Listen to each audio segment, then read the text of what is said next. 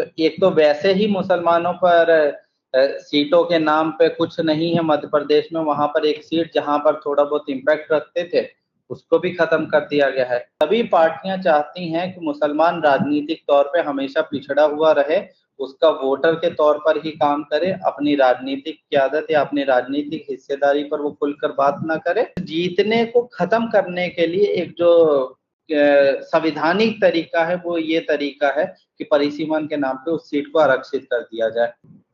नमस्कार, आदाब, मैं हूं इकराम और आप देख रहे हैं हिंदू वॉइस। आज हम बात करेंगे आपसे मध्य प्रदेश में जो इलेक्शन हो रहे हैं। वैसे तो राजस्थान, छत्तीसगढ़ और उसके बाद तेलंगाना में भी होंगे, लेकिन आज पहला एपिसोड हम इस पूरे इलेक्शन का शुरुआत करते हैं मध्य प्रदेश से, जहां पर कांग्रेस की कैंडिडेट लिस्ट आ चुकी है, भारतीय जनता पार्टी की भी आधी आ चुकी है। और हमारा मुद्दा, जैसे कि आपने थंबनेल देखकर पढ़ा, हम उन सीटों पर बात करेंगे जो कि मुस्लिम बहुल हैं, लेकिन वहां पर टिकट किसी और को दिया है और इसके पीछे की वजह क्या है। और 7% पॉपुलेशन होने के बाद भी सिर्फ 2 टिकट कांग्रेस की तरफ से दिए गए हैं। भारतीय जनता पार्टी की बात क्या करें, वो तो उन्होंने 2014 के बाद शायद ही कहीं एमपी को ही छोड़ के एक सीट पर दिया था, उसके बाद कहीं और दिया ही नहीं। हमारे साथ इस मुद्दे पर बातचीत करने के लिए अंसार इमरान भाई साहब हैं, जो कि खुद एक जर्नलिस्ट हैं और सारी चीजों पर पकड़ रखते हैं। इमरान भाई, बहुत बहुत स्वागत है आपका हिंद वॉइस में। बहुत शुक्रिया इकराम भाई। जैसा कि मैं दर्शकों को बता चुका हूं कि हम किस मुद्दे पर बात कर रहे हैं, तो आप समझ ही गए होंगे। तो जानना चाहता हूं आपसे, कौन सी सीटें हैं और कांग्रेस ने ये भेदभाव क्यों किया? कम से कम कांग्रेस से तो उम्मीद कर सकते थे हम कि कांग्रेस कुछ सीट देगी। तो मध्य प्रदेश की जहां तक बात करें तो मध्य प्रदेश की राजनीति कुछ सालों तक तो पहले तक तो ठीक थी, मतलब उसमें सबके लिए स्पेस था, सारी पॉलिटिकल पार्टियां किसी खास कम्युनिटी को उसमें इग्नोर नहीं करती थी। इवन कि भाजपा भी भोपाल जैसी सीटों पर मुस्लिम उम्मीदवारों को उतारती रहती थी।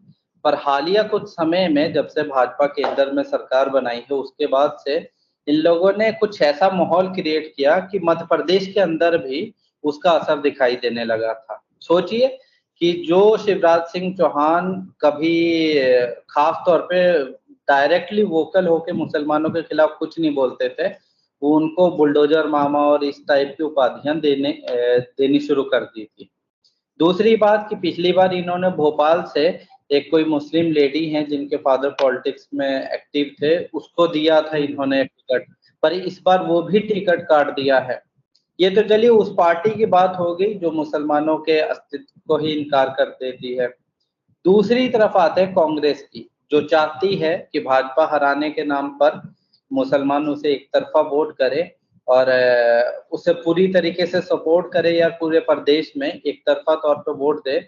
उस पार्टी की भी जो राजनीतिक में हिस्सेदारी है मुसलमानों की, उसमें थोड़ा सा अब धीरे धीरे बदलाव आ रहा है। जिस मध्य प्रदेश में कभी मुसलमानों के साथ साथ विधायक होते थे, सांसद तक होते थे, वहां से अब सिर्फ 2 जगह से प्रत्याशियों को उतारा जाता है और बाकी जगह से आपको इनकार कर दिया जाता है साफ तौर पे कि आपको यहाँ से टिकट ही नहीं मिलेगा। अगर मैं पॉपुलेशन या मतदाता के तौर पे बात करूं तो भोपाल की 3 सीटें ऐसी हैं जहां पर मुसलमान पूरी तरीके से डोमिनेट करते हैं या वही सबसे प्रमुख है। भोपाल मध्य, भोपाल उत्तर, नरेला, ये 3 सीटें हैं। इसके अलावा बुरहानपुर की सीट, उस सीट पर भी मुसलमानों को मिलना चाहिए। शहर के अंदर तो वहां पर 50% से ज्यादा आबादी है। ऐसे ही शाहजहांपुर की बात कर ले तो शाहजहांपुर में मुसलमानों की अच्छी गिनती है, इंदौर 5 में अच्छी गिनती है, जबलपुर वाली सीट में गिनती है। पर जबलपुर की एक सीट है जो जबलपुर ईस्ट के नाम से है, उस सीट पर मुस्लिम आबादी अच्छी है पर परिसीमन के नाम पे उसे रिजर्व कर दिया है, तो वहां से मुस्लिम कोई कैंडिडेट खड़ा नहीं हो सकता।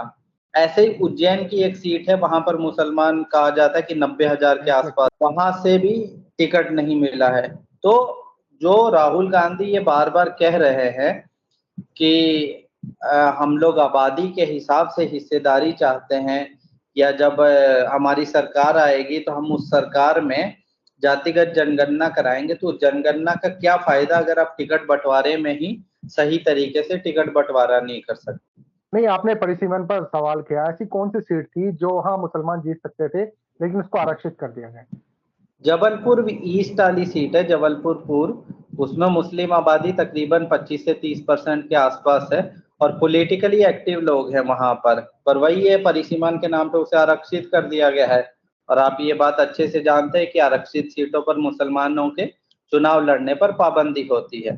तो एक तो वैसे ही मुसलमानों पर सीटों के नाम पे कुछ नहीं है मध्य प्रदेश में, वहां पर एक सीट जहां पर थोड़ा बहुत इम्पैक्ट रखते थे उसको भी खत्म कर दिया गया है। तो मुसलमानों को मध्य प्रदेश में बहुत क्या कह सकते हैं कि सरकारी तौर पर उनको और पीछे धकेला गया है। दूसरी एक चीज और बता देता हूँ कि मध्य प्रदेश और राजस्थान दोनों में बहुत ज्यादा फर्क नहीं है। मध्य प्रदेश में लगभग 7%, जिसे आप 50 लाख कह सकते हैं, वहीं राजस्थान में 9% मुसलमान है, जिसे 67 या 70 लाख के आसपास मानते हैं। पर सोचिए मध्य प्रदेश में केवल 2 सीटों तक सीमित रखा है, वहीं राजस्थान में आपको 15 से 20 सीटों पर चुनावी मैदान में उतारा जाता है और तकरीबन आप 10 सीटों को जीत भी जाते हैं। तो एक ही तरह के दो राज्य, दोनों में अलग अलग तरह के मुसलमानों की नुमाइंदगी या सेम पार्टी द्वारा नुमाइंदगी, ये कई सवाल पैदा करती है। इमरान भाई, मेरा एक सवाल और भी है कि परिसीमन का मैंने कोई पार्टी को विरोध करते नहीं देखा। सलमान आप और हम बात कर रहे हैं, जर्नलिस्ट बात कर रहे हैं, लेकिन पार्टी तो कोई विरोध करती नहीं। असल मसला क्या है कि कुछ चीजें ऐसी होती हैं जिनमें सभी पार्टियों की अपने तौर पे मौन सहमति होती है। जैसे एक मुद्दा है ये जो परिसीमन के नाम पे टिकटों का जो बंटवारा है वो, दूसरा है एक पुलिस रिफॉर्म। इन दोनों मुद्दों पर आप किसी भी पार्टी के पास चले जाइए, वो पार्टी कभी आपको खुलकर बोलते हुए नहीं मिलेगी। इसका मतलब यही है कि सभी पार्टियां चाहती हैं कि मुसलमान राजनीतिक तौर पे हमेशा पिछड़ा हुआ रहे, उसका वोटर के तौर पर ही काम करे, अपनी राजनीतिक क़यादत या अपनी राजनीतिक हिस्सेदारी पर वो खुलकर बात ना करे हमेशा। मतलब दूसरी बात कि कुछ सीटें ऐसी हैं जहां पर मुसलमान जीत सकते हैं या उनकी आबादी है, उस जीतने को खत्म करने के लिए एक जो संवैधानिक तरीका है वो ये तरीका है कि परिसीमन के नाम पे उस सीट को आरक्षित कर दिया जाए। मध्य प्रदेश का छोड़ दीजिए, मैं यूपी की मिसाल दे रहा हूँ आपको। यूपी की एक सीट है बिजनौर की नगीना वाली, अच्छी मतलब 50% वहां पर माना जाता है कि मुस्लिम है, इसके बावजूद आरक्षित है।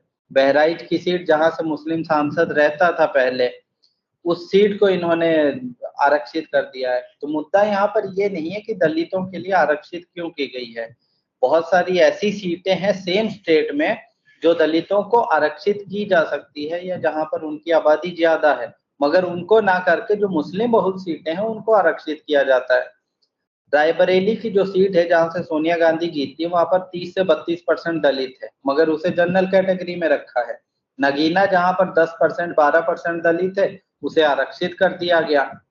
उन्नाव वाली सीट में 30% से ज्यादा दलित है, उसे आरक्षित नहीं किया गया, जनरल छोड़ा गया। मगर बहराइच वाली सीट जहां पर 35-40% मुसलमान है, उसे रिजर्व कर दिया गया। तब इसका मतलब तो यही हुआ ना कि सरकारी तौर पे और सभी राजनीतिक पार्टियां मिलके मुसलमानों की जो राजनीतिक हैसियत है उसको खत्म करने पर तुली हुई हैं। यानी कि राजनीति से उन्हें दूर रखना ही है। अगर रहनुमा ही कोई नहीं होगा तो रास्ता कौन दिखाएगा। फिलहाल एक छोटे से एपिसोड में आपसे बात करने की कोशिश की है। हमने इसकी शुरुआत मध्य प्रदेश के इलेक्शन से की है कि कितने कैंडिडेट उतारे गए और परिसीमन पर जो एग्जाम्पल भाई ने दिए हैं वो ऐसी जानकारी आपको बहुत कम मिलेगी। आगे भी हम इनसे लगातार चर्चा करेंगे इस सभी मुद्दों को लेकर। तो फिलहाल के लिए इनसे इजाजत चाहते हैं और आप लोग इस वीडियो को ज्यादा से ज्यादा शेयर कीजिएगा। अगले खबर में फिर मिलते हैं।